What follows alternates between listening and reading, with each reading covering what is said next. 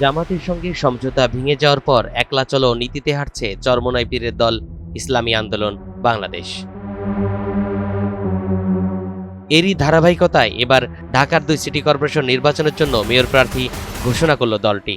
ঢাকা উত্তর সিটিতে দলের প্রার্থী করা হয়েছে ইসলামী যুব আন্দোলনের কেন্দ্রীয় সভাপতি আতিকুর রহমান মুজাহিদকে ও ঢাকা দক্ষিণ সিটি কর্পোরেশনের নির্বাচনে প্রতিদ্বন্দ্বিতা করবেন দলের কেন্দ্রীয় প্রচার ও দাওয়া সম্পাদক শেখ ফজলুল করিম মারুফ। আমরা ঘোষণা করছি আমাদের ঢাকা উত্তর সিটি কর্পোরেশন নির্বাচনে ইসলামী বাংলাদেশের মনোনীত প্রার্থী হিসাবে আতিকুর রহমান মুজাহিদ, কেন্দ্রীয় সভাপতি ইসলামী যুব আন্দোলন বাংলাদেশ।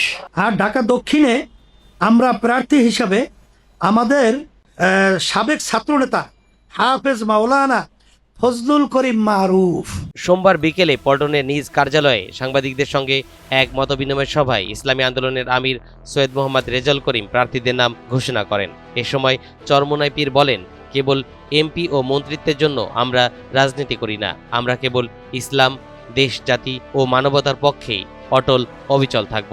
আগামীতে এসবের ভিত্তিতে যে কোনো দলের সাথে জোট হতে পারে বলেও ইঙ্গিত দেন তিনি। তরিকুল ইসলাম, NTV অনলাইন।